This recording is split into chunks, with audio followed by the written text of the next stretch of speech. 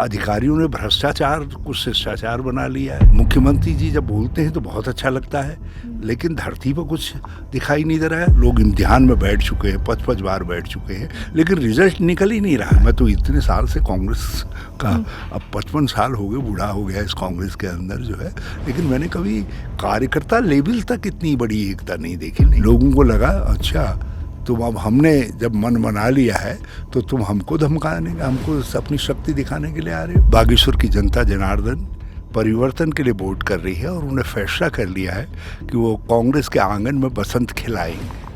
नमस्कार, न्यूज 31 उत्तराखंड देख रहे हैं आप और मैं हूं आपके साथ नैना। जैसा कि आप जानते हैं कि उपचुनाव नजदीक है, 5 तारीख को वोटिंग होनी है और आज इसी पर मेरे साथ मौजूद हैं पूर्व मुख्यमंत्री हरीश रावत जी। सबसे पहले तो बहुत बहुत स्वागत है सर आपका न्यूज 31 उत्तराखंड में। मैं न्यूज 31 को बहुत शुभकामना देता हूँ। सर, सबसे पहला सवाल, जैसा कि मैंने इंट्रो में कहा कि उपचुनाव नजदीक है, 5 तारीख को वोटिंग होनी है, क्या आप कहना चाहेंगे? क्योंकि लगातार आप धरातल पर बने हुए हैं, बागेश्वर आप आए हुए हैं, क्या लगता है आपको? बागेश्वर इस समय परिवर्तन का मन बना चुका है। बागेश्वर की जनता जनार्दन परिवर्तन के लिए वोट कर रही है और उन्होंने फैसला कर लिया है कि वो कांग्रेस के आंगन में बसंत खिलाएंगे। सर, आप लगातार जनता के बीच में जा रहे हैं, क्या कुछ मुख्य समस्या, क्योंकि आपने जब जनसभा की थी, जनसभा को संबोधित किया था, तो आपने कहा था 32,000 तक नौकरियां आपने जो है वो दी थी आज जब आप मुख्यमंत्री थे, तो आपसे लोगों ने कहा, बेरोजगारी को लेकर आपसे सवाल खड़े किए? देखिए, बेरोजगारी आज उत्तराखंड की सबसे बड़ी समस्या बन करके खड़ी हो गई और इसमें कटे में नमक का काम या जले में नमक का काम सरकार की भर्ती नीति कर रही है। पिछले 6-6.25 साल से भर्तियों के नाम पर एक चक्र ऐसा चलाया जा रहा है।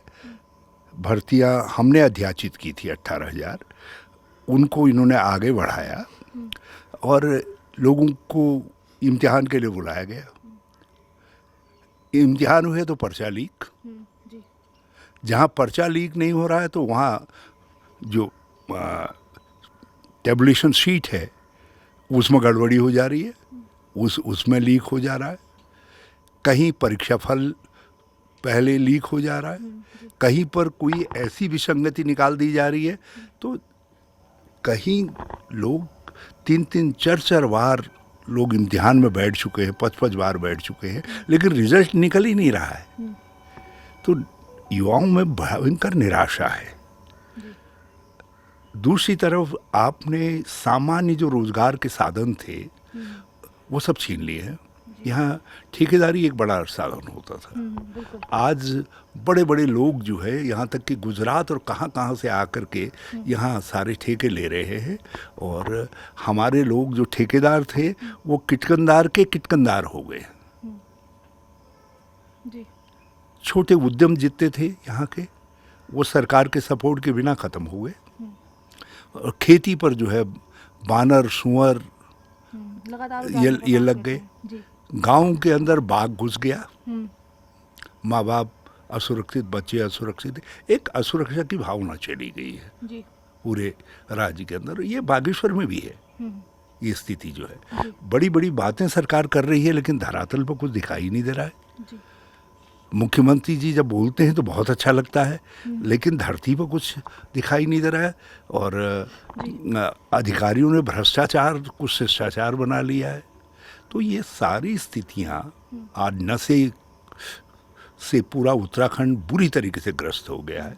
इस उम्र में हमको मरते वक्त भी एक बड़ा गम रहेगा कि हमारा उत्तराखंड आज उड़ता हुआ पंजाब बन गया। पंजाब तो उठ करके खड़ा हो गया नशे के खिलाफ, लेकिन उत्तराखंड में नशे का गांव-गांव तक प्रचलन हो गया। वो सूखा नशा आ रहा है, ये कोई भांग वाला या शराब वाला नशा नहीं है। तो ये सब चीज़ें ऐसी हैं जो चीख चीख करके कह रही हैं और बागेश्वर के प्रत्येक माता बहन के कान पर कह रही हैं कि यही मौका है, इनको एक चेतावनी दो। तो बागेश्वर चेतावनी दे रहा है इस 5 तारीख के वोट के जरिए भाजपा को कि संभलो, नहीं तो जो बागेश्वर में हम तुम्हारा हश्र करने जा रहे वही सारे उत्तराखंड में तुम्हारा हश्र होगा। सर हर बार बागेश्वर का त्रिकोणीय जो है चुनाव रहता था, इस बार बसंत कुमार को टिकट दिया पार्टी ने, तो ये सिर्फ दो पार्टी के बीच में ही रह गया है और नज़र भी दो पार्टी के बीच में ही आ रहा है, एक बीजेपी और कांग्रेस। तो आपको लगता है कि आपने बसंत कुमार जो पार्टी ने टिकट दिया है उससे कुछ फ़ायदा मिलेगा, क्योंकि लगातार कमल ही वो एक आध दो पार्टियां जो और लड़ रही हैं वो भी बड़ी शरमाई सी हैं। उनको लग रहा है कि यार हमारी भूमिका तो वोट कटवा की हो गई है करके वो शरमाए से हैं। तो सीधी लड़ाई जो है कांग्रेस और भारतीय जनता पार्टी में है। बसंत कुमार अपने साथ एक बड़ी सद्भावना और सहानुभूति और समर्थन लेकर के आए हैं। जी। एक ऐसा नौजवान मिल गया है जिसमें बागेश्वर के लोग आगे के लिए नेतृत्व देख रहे हैं। लोगों को लग रहा है कि यदि हम इस समय किसी भावना में आ करके वोट कर भी देते हैं तो वो भावना के वोट से हमारा कल्याण नहीं होने जा रहा है। यदि हमने आज बसंत को, क्योंकि कांग्रेस ने अपना लिया है, हम बसंत के साथ खड़े हो जाते हैं तो हम आगे के लिए एक सशक्त बागेश्वर का नेतृत्व बनाने का काम कर देंगे। तो बागेश्वर के लोगों ने बड़ी बुद्धिमत्ता के साथ चयन कर लिया है बसंत का। और ये फैक्ट है कि बागेश्वर के अंदर जब भी सीधा टक्कर हुई है, सीधी टक्कर में कांग्रेस जीती है। तो अब के बिल्कुल सीधी टक्कर दिखाई दे रही है। बसंत के साथ लोगों की अपार सद्भावना दिखाई दे रही है और भविष्य के लिए आशा दिखाई दे रही है और कांग्रेस एकजुट होकर के लड़ रही है। मैं तो इतने साल से कांग्रेस का, अब 55 साल हो गए, बूढ़ा हो गया इस कांग्रेस के अंदर जो है, लेकिन मैंने कभी कार्यकर्ता लेवल तक इतनी बड़ी एकता नहीं देखी। नहीं, आप कांग्रेस के लोगों ने ठान लिया है, नहीं इस बार नहीं, एक होकर काम कर रहे हैं। हाँ सब एक होकर काम कर रहे हैं। जबकि हमारे पास साधन नहीं है, हमारे पास बहुत सारी दिक्कतें हैं, मगर उनके बावजूद भी हम जीतेंगे। बसंत कुमार के पास कुछ साधन हो सकते थे उम्मीदवार के पास, इन्होंने उम्मीदवार के सारे व्यवसाय को जकड़ करके रख दिया है ताकि उसके पास साधन ना हो। सरकार ने हाँ माइंस में जो उसका खड़िया इत्यादि था सब उसको सीज करके रखा हुआ है। तो ये स्थिति है। तो साधनों के अभाव के बावजूद हम इस चुनाव को जीतेंगे क्योंकि जनता की सहानुभूति हमारे साथ आ गई है। जी। और इधर मुख्यमंत्री जी ने एक टैक्टिकल गलती कर दी। यदि वो पहले आते तो लोगों को लगता कि मुख्यमंत्री जो है हमसे आग्रह करने के लिए आए हैं, हमारे पास मेहनत कर रहे हैं, आ रहे हैं करके। अब वो आखिर में आए तो लोगों को लग रहा है यार ये तो जो है हमको जो है जब डरा हुआ मुख्यमंत्री है चुनाव हार न जाए तो इसलिए आ रहा है, और अब ये पूरे धन बल और शक्ति बल के साथ आ रहा है। तो उन्होंने वो शक्ति प्रदर्शन भी करने की कोशिश की कल। तो वो हाँ वो जन सैलाब नहीं है। आप अपने कार्यकर्ताओं को, यदि कांग्रेस पार्टी कार्यकर्ता सब इकट्ठा कर ले तो हमारा उससे बड़ा सैलाब हो जाएगा। ये तो हम तो केवल स्थानीय जो है उस बाजार के जो लोग हैं जहाँ, या उस गांव के जो लोग हैं उनके साथ आ रहे। इसमें तो जो है गरुड़ जहाँ से इन्होंने स्टार्ट किया सारी कॉन्स्टिट्यूंसी के जो है भाजपा के कार्यकर्ता अपने दुपट्टे इत्यादि ले करके, धोती होती ले करके, देती नहीं महिलाओं को सब ले करके आ रहे थे जो है। तो इसलिए लोगों को लगा अच्छा तुम अब हमने जब मन बना लिया है तो तुम हमको धमकाने, हमको अपनी शक्ति दिखाने के लिए आ रहे हो। तो ये जो शक्ति प्रदर्शन है ये मुझे लग रहा है कि भाजपा के लिए और काउंटर प्रोडक्टिव होने जा रहा है। सर 5 तारीख को चुनाव है, जनता को आप क्या संदेश देना चाहेंगे?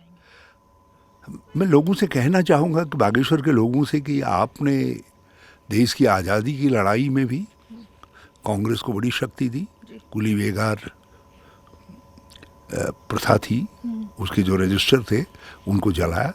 बड़े बड़े परिवारों के लोग, जमींदार लोग उसका नेतृत्व किया जो है, जैसे श्यामलाल शाह जी, मोहन सिंह मेहता जी। लेकिन दूसरी तरफ गरीब लोग भी थे, लक्ष्मण सिंह जी थे, रामदत्त जी थे, रामदत्त जोशी जी थे, हमारे दूसरे रामदत्त जी शास्त्री जी थे, हमारे लक्ष्मण सिंह जी थे, लक्ष्मण सिंह नेगी जी थे, चंद सिंह साई, गांधी, विनोबा के अनन्य भक्त जिन्होंने श्रमदान से सड़क बनवाई, बागेश्वर कपकोट। तो ये सब ऐसे ऐसे मूर्धन्य लोग थे। और तो उन लोगों ने जो रिश्ता बांधा है कांग्रेस के साथ, मैं बागेश्वर के लोगों से कहना चाहता हूँ कि आज कांग्रेस के मायके के लोगों से, ये कांग्रेस का मायका है, तो आप हमसे किसी कारणवश नाराज हैं तो हमें क्षमा करिए, हम उस नाराजगी को दूर करेंगे। लेकिन आप जो है हमारा कांग्रेस को शक्ति दीजिए और गणेश में दूबा रख दीजिए। 5 तारीख को अपना वोट दे करके जो है कांग्रेस रूपी गणेश जो है, जो आपकी कांग्रेस रूपी बेटी का उम्मीदवार है, उसको जिता दीजिए। जी, बहुत बहुत शुक्रिया सर। बहुत धन्यवाद, बहुत धन्यवाद। तो इस वक्त मेरे साथ मौजूद थे पूर्व मुख्यमंत्री हरीश रावत जी। हमने क्या कुछ खास बातचीत की है ये आपने अच्छी तरह सुना। मैं बागेश्वर उपचुनाव से रिलेटेड हर एक अपडेट आपको देती रहूंगी। आप देखते रहना न्यूज़ 31 उत्तराखंड। नमस्कार।